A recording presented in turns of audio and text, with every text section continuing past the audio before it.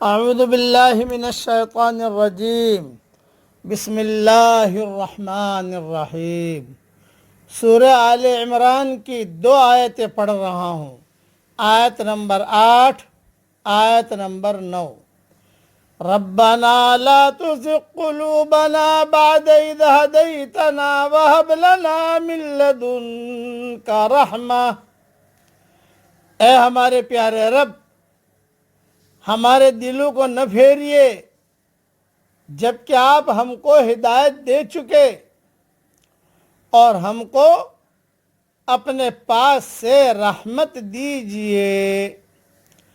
انک انت الوہاب، بے شک آپ ہی سب کچھ دینے والے ہیں۔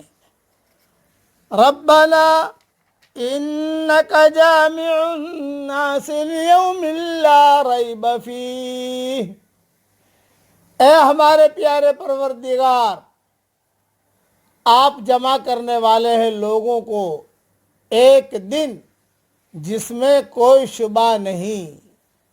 ان اللہ لا یخلف المیعاد، بے شک اللہ وعدے کے خلاف نہیں کرتے۔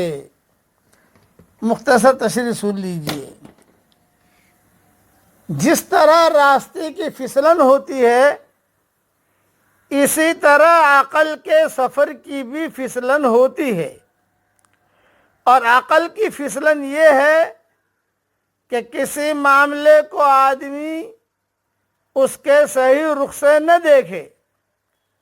کسی چیز کی حقیقت آدمی اسی وقت سمجھتا ہے جب کہ وہ اس کو اس رخ سے دیکھے جس رخ سے اس کو دیکھنا چاہیے۔ اگر وہ کسی اور رخ سے دیکھنے لگے تو عین ممکن ہے کہ وہ صحیح رائے قائم نہ کر سکے اور غلط فہمی میں پڑ کر رہ جائے۔ سب سے بڑی عقل مندی یہ ہے کہ آدمی اس راز کو جان لے کہ کسی چیز کو دیکھنے کا صحیح ترین رخ کیا ہے۔ ربنا لا تزغ قلوبنا، یعنی ہمارے دلوں کو ٹیڑھے مت کر دینا۔ دوسری جگہ فرمایا فلما زاغوا ازاغ اللہ قلوبہم، جب وہ ٹیڑھے چلنے لگے تو اللہ نے ان کے دل بھی ٹیڑھے کر دیے۔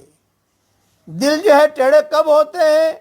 جب صحیح رخ پر آدمی نہیں چلتا، دین کے اندر اپنی باتیں داخل کر دیتا ہے، صراط مستقیم پر نہیں چلتا۔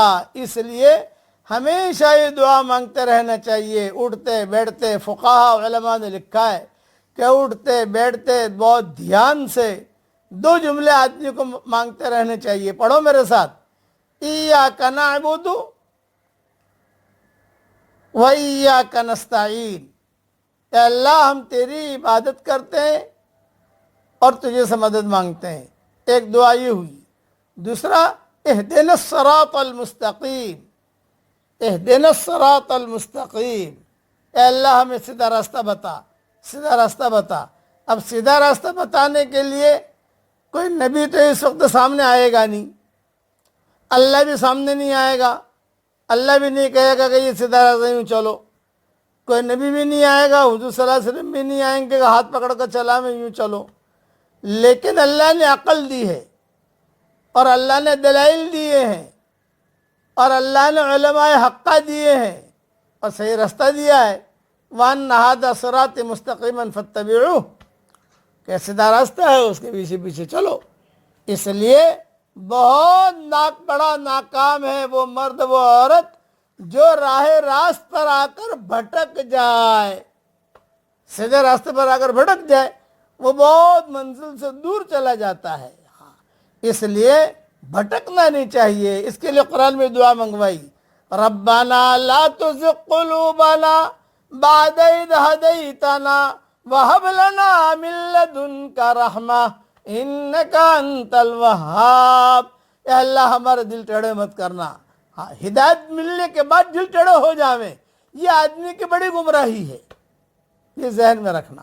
آدمی سیدھا رہتا چلا چلا چلا، پھر جو ہے مرنے سے پہلے پہلے دائیں بائیں ہو گیا، یہ کہ خسر الدنیا والآخرہ۔ اس لیے ان دعاؤں کا اہتمام کرتے رہنا چاہیے۔ ایاک نعبد و ایاک نستعین، اہدنا الصراط المستقیم، پھر یہ ربنا لا تزغ قلوبنا بعد اذ ہدیتنا وہب لنا من لدنک رحمہ انک انت الوہاب، پھر ربنا انک جامع الناس لیوم لا ریب فیہ ان اللہ لا یخلف المیعاد۔ اور ایک پوائنٹ ذہن میں رکھنا، یہ دعائیں اللہ نے منگوائی ہے، پڑھنے کا کہا ہے، یعنی یہ دعائیں قرآن میں اتاری ہیں، ہم پڑھ رہے ہیں۔ اللہ جو چیز کہے مانگو، پھر اللہ نہ دے، یہ کبھی بھی نہیں ہوگا۔